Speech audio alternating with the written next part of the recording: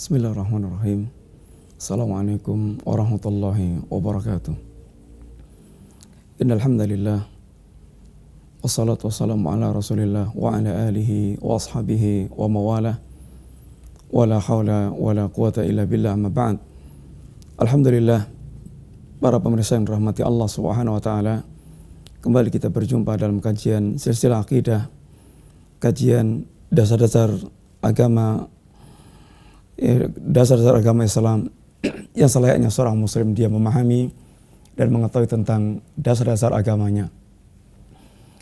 Pada pertemuan yang lalu kita telah membahas insyaallah pembahasan yang berkaitan dengan ahamiyatul aqidah, tentang pentingnya akidah dan dari mana akidah ini kita harus kita ambil.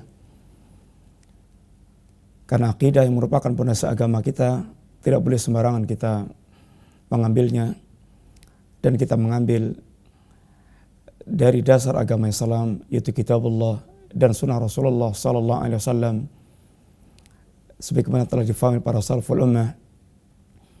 Karena itulah sebaik-baik perkara, sebagaimana ucapan seorang salaf, kullu khairin fi ittiba'is salaf wa kullu khairin fi ibtida'i al-khalaf.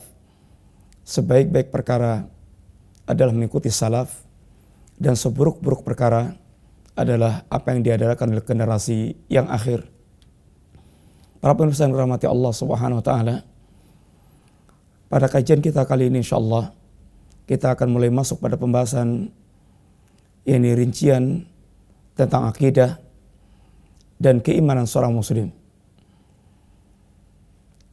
Secara umum, bahwa akidah seorang muslim dia dibangun di atas usul akidah atau usul iman, dan usul iman sebagaimana dijelaskan oleh Allah Subhanahu wa taala dan Rasul sallallahu alaihi wasallam yang dikenal dengan istilah arkanul iman, dengan istilah rukun-rukun iman.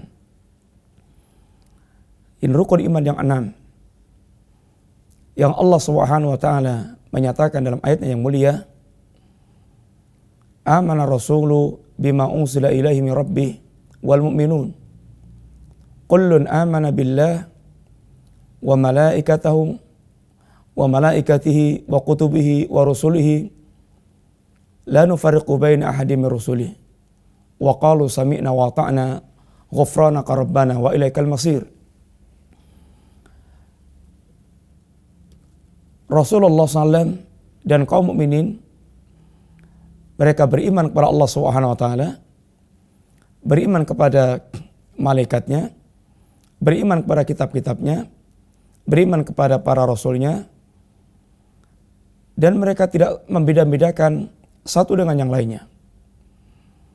Dan mereka mengatakan sami'na wa ata'na ghufranaka rabbana wa ilaikal masir. Ya Rabb, aku dengar, ya Rabb, aku taat, dan ampunilah segala dosaku, dan sungguhnya kepadamu lah kami akan kembali. Demikian pula dalam ayat yang lainnya Allah katakan, wa may yakfur billah wa malaikati wa kutubi wa rusuli wal yaumil akhir faqad dhalla dhalalan ba'ida. Sungguh dia telah, barang siapa yang dia kufur kepada Allah, kufur kepada malaikatnya, kufur kepada kitab-kitabnya, kufur kepada para rasulnya, kufur kepada yaumul akhir, maka sungguh dia telah sesat dengan kesesatan yang sangat nyata. Dua ayat tersebut menyebutkan tentang 5 perkara. Al-imanu billah, wal iman bi malaikati, wal iman bi kutubi, wal iman bi rusuli, wal iman bil yaumil akhir. Sedangkan para ulama menyebutkan arkanul iman ini 6. Rukun iman 6. Iman kepada Allah, malaikat, kitab-kitabnya, para rasulnya, yaumul akhir, dan takdir yang baik maupun yang buruk. Adapun secara komplit dan urutan tentang arkanul iman ini Ada dalam hadis Rasulullah sallallahu alaihi wasallam ketika Jibril datang ingin mengajarkan agama kepada para sahabat, sehingga datang dalam bentuk manusia yang seakan ingin berguru kepada Rasulullah sallallahu alaihi wasallam, sebagaimana termuat dalam hadis Jibril. Di antara perkataan Jibril kepada Rasulullah SAW, "Ya Muhammad, akhbirni anil iman." Ya Muhammad, khabarkan kepadaku tentang iman. Maka Rasulullah SAW memberikan jawaban, al-iman an tu'mina billahi wa malaikatihi wa kutubihi wa rusulihi wal yaumil akhir wa tu'mina bil qadari khairihi wa syarrihi. Adapun iman itu adalah Anda beriman kepada Allah, iman kepada malaikatnya, iman kepada kitab-kitabnya, iman kepada para rasulnya, iman kepada yaumul akhir, dan Anda beriman kepada takdir yang baik maupun takdir yang buruk. Demikian di antaranya yang Allah sebutkan dan Rasulullah sebutkan, sehingga keseluruhan daripada arkanul iman yaitu sitah, yaitu 6. Dan yang sangat penting kita ketahui para ikhwan, para jamaah sekalian rahmati Allah Subhanahu wa taala, para pemirsa rahimani rahimakumullah, bahwa akidah Islam dia adalah satu kesatuan. Tidak boleh seorang dia mengimani sebagian, mengingkari sebagian. Barang siapa yang dia mengimani Allah Subhanahu wa taala, akan tapi dia tidak mengimani para malaikat Allah, maka dia kafir. Barang siapa yang dia mengimani Allah Subhanahu wa taala dan dia tidak mengimani kepada para rasul Allah, maka dia kafir. Barang siapa yang dia mengimani Allah Subhanahu wa taala dan tidak mengimani yaumul akhir, hari akhir, maka dia kafir. Barang siapa yang dia mengimani rasul yang satu dan tidak mengimani rasul yang lainnya, maka dia kafir. Maka Allah Subhanahu wa taala di antaranya mengatakan, innal ladzina kafaru billahi wa rusulihi wa yuriduna yufarriqu bainallahi wa rusulihi wa yaquluna nu'minu bi ba'dhin wa nakfuru bi ba'dhin wa yuriduna ayatakhidu baina dzalika sabila ulaika humul kafiruna haqqan wa a'tadna lil kafirina adzaban muhina. Sesungguhnya orang-orang mereka mengingkari Allah Subhanahu wa taala dan mengingkari rasulnya, dan dia ingin memisahkan antara Allah dan rasulnya dan para rasulnya, dan dia menginginkan dan mereka mengatakan kami mengimani sebagian dan kami mengingkari sebagian, dan mereka ingin mengambil jalan tengah. Maka Allah katakan, ulaika humul kafiruna haqqan, mereka itulah orang kafir yang sebenarnya, wa a'tadna lil kafirina adzaban muhinan, dan kami sediakan bagi orang kafir azab yang pedih. Para pemirsa yang dirahmati Allah, perhatikan bagaimana Allah Subhanahu wa taala tidak mengendaki keimanan sebagian-sebagian. Allah mengendaki keimanan yang utuh tanpa membeda-bedakan. Demikian pula ketika Allah mengatakan tentang suatu kaum yang mereka mendustakan satu rasul dan mendustakan rasul yang lainnya, atau mereka mendustakan satu rasul, dianggap oleh Allah dia telah mengingkari semua para rasul Allah Subhanahu wa taala. Kadzabat qaumun Nuhil mursalin, contoh di antaranya Allah mengatakan tentang kaumnya Nabiullah Nuh, ketika mereka mengingkari Nabiullah Nuh, satu nabi yang diingkari, akan Nabi Allah katakan kadzabat qaumun Nuh al-mursalin. Allah telah mengingkari kaumnya Nuh telah mengingkari, mendustakan al-mursalin, semua para utusan Allah Subhanahu wa taala. Padahal kenyataan yang ada pada saat itu, kaumnya Nuh hanya mengingkari Nabiullah Nuh. Akan tapi Allah mengatakan tentang kaumnya Nuh, dia telah mengingkari semua para utusan Allah Subhanahu wa taala. Sehingga mengingkari satu rasul sama dengan mengingkari rasul yang lainnya dan semua para rasul yang lainnya. Karena seandainya dia mengimani satu rasul, pasti dia akan mengimani rasul yang lainnya. Karena semua rasul adalah utusan Allah Subhanahu wa taala, maka seandainya orang Yahudi dia mengimani Musa dan dia mengingkari Muhammad, maka dia kafir. Orang Nasrani mereka mengimani Nabiullah Isa dan dia mengingkari Nabiullah Muhammad SAW, maka dia kafir. Karena iman menuntut mengimani semua para Nabiullah alaihissalam. Para pemirsa yang rahmati Allah Subhanahu wa taala, sebelum kita berbicara tentang tafsilat, tentang rincian daripada arkanul iman, bagaimana kita berbicara tentang iman kepada Allah Subhanahu wa taala, bagaimana kita bicara tentang iman kepada malaikat, iman kepada ini kitab, rasul, yaumul akhir, maka perlu kita kembali ingatkan yang definisi iman yang dikatakan oleh para ulama, definisi iman yang merupakan kesepakatan Ahlus Sunnah wal Jamaah, sehingga kita tidak akan terjerumus dalam sikap yang salah dalam mengimani atau dalam ini memandang tentang keimanan yang diajarkan oleh Islam. Dan definisi dimunculkan para ulama dalam rangka untuk menunjukkan bagaimana iman yang seharusnya kita wujudkan. Karena akan kita dapatkan di tengah-tengah umat ini orang-orang yang mereka menyimpang dan menyelisihi dari al-haq, termasuk diantaranya dalam masalah iman.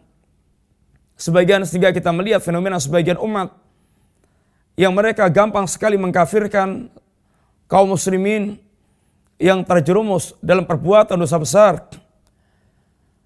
Ini fenomena sebagian kaum muslimin, dan ini sungguhnya merupakan buah dari kesalahan mereka dalam memandang ini iman.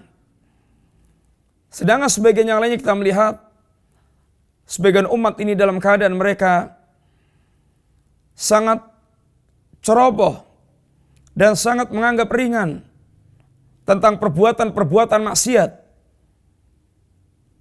Yang demikian karena sungguhnya pula ada pemikiran yang salah tentang keimanan.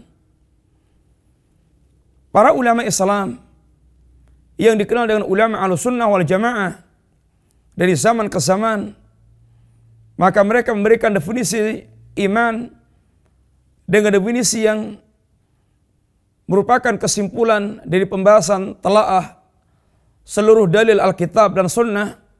Mereka mengatakan al-iman i'tiqadun fil qalb wa iqrarun bil lisan wa amalun bil jawarih yazidu wa yanqus. Sesungguhnya iman adalah keyakinan dalam hati, dan iman adalah ucapan dengan lisan, dan iman adalah amalan dengan jawarih, dan iman itu bertambah dan berkurang. Ini definisi yang para ulama Ahlus Sunnah menyebutkan tentang definisi iman. Tidak dikatakan seorang mukmin yang diterima keimanannya kecuali dia mewujudkan perkara-perkara tersebut. Seandainya seorang dia hanya meyakini, maka dia belum dikatakan mukmin. Sampai dia betul-betul mengucapkan keimanan dia dan dia mewujudkan dalam amalan anggota jawarih. Satu contoh di antaranya, kita lihat beberapa contoh. Abu Talib, paman Rasulullah SAW, dia mati dalam keadaan kafir. Dan Rasul menyebutkan Abu Talib, dia berada dalam neraka, walaupun dalam neraka yang paling ringan azabnya. Sedangkan Abu Talib, orang yang sungguhnya memiliki keyakinan tentang agama Rasulullah Muhammad SAW. Cobalah dengar apa ungkapan Abu Talib. mengungkapkan tentang apa yang menjadi pandangan dia tentang ajakan keponakannya, mengajak para kalimat Islam, kalimat iman. Apa katanya? Wa da'utani wa qad araftu annaka nasihi. Sungguh engkau menyuruh aku, engkau mengajakku, dan aku tahu bahwasanya engkau adalah sedang memberikan nasihat kepadaku. Wa qad sadaqta wa kunta sama aminan. Dan sungguh engkau adalah telah orang yang jujur. Dan lagi pula Anda seorang yang amin, seorang amanah yang terpercaya. Lihatlah bait pertama ini. Lihatlah kalimat yang pertama ini, bagaimana Abu Talib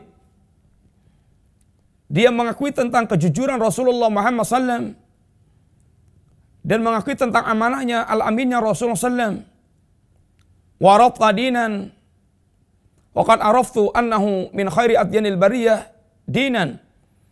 Dan engkau menawarkan agama kepadaku, sedangkan aku sungguh telah mengetahui bahwa agama yang kau tawarkan sebaik-baik agama yang ada di kalangan para makhluk. Lihatlah bagaimana Abu Talib dia mengetahui tentang benarnya agama Rasulullah SAW dan sebaik-baik agama. Laulal malamah wa hadara masabah, seandainya bukan karena celaan dan khawatir tentang celaan yang akan muncul, lawajadtani samhan bidzaka mubinan. Niscaya engkau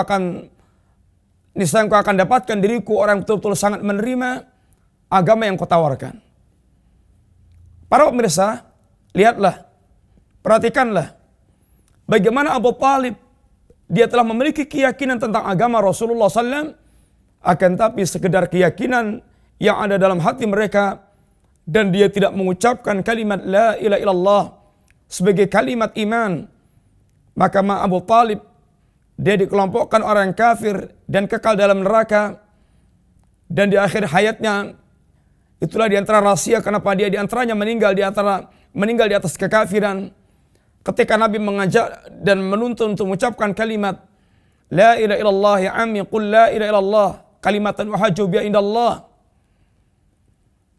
Ketika Nabi mengajak kalimat ini, maka Abu Talib dia kemudian enggan mengucapkannya sampai pada akhir kehidupannya. Maka dia di atas agama Abdul Muttalib, agama kakek moyang, sehingga semata keyakinan dia la yanfa', tidak bermanfaat. Fir'aun bagaimana di akhir hayatnya, dan sungguhnya dia hati kecilnya juga memiliki keyakinan. Sebagaimana Allah Azza wa Jalla mengungkapkan tentang Fir'aun, wajahadu biha wastaqanatha anfusuhum dzulman wa 'uluwan. Fir'aun dan kawan-kawannya mereka ini nampak memberikan penentangan kepada dakwah Nabi Musa alaihissalam, akan tapi sungguh-sungguhnya dalam hati dia ada keyakinan tentang benarnya apa yang dibawa oleh Rasulullah. Iblis dia pun bahkan mengakui dengan terang-terangan ketika ditanya Allah, kenapa engkau enggan sujud kepada Adam? Apa kata Iblis? Khalaqtani min nar wa khalaqtahu min tin. Ya Rabb, sesungguhnya engkau ciptakan aku dari api dan engkau ciptakan Adam dari tanah. Maka Iblis mengakui Allah SWT, akan dari pengakuannya la yanfa'. Demikian pula para pemirsa yang rahmati Allah, seandainya iman itu sekedar ucapan juga la yanfa'. Orang-orang munafik, orang yang mereka telah mengucapkan dengan lisannya kalimat syahadatain, orang munafik dia bergaul dengan kaum muslimin secara zahir, akan tapi orang munafik dia kosong hatinya dari keyakinan yang lurus. Allah Subhanahu wa taala telah memberitakan tentang dustana keimanan orang munafik. Idza ja'akal munafiquna qalu innaka la rasulullah wallahu ya'lamu innaka la rasuluh wallahu yashhadu innal munafiqina lakadzibun. Ketika orang munafik datang pada Nabi dan mereka bersaksi tentang kerasulan Nabi, engkau adalah utusan Allah, ya Rasulullah kami bersaksi engkau adalah utusan Allah. Allah mengetahui bahwasanya Muhammad Rasulullah SAW adalah utusan Allah SWT, dan Allah bersaksi bahwa orang-orang munafik adalah pendusta.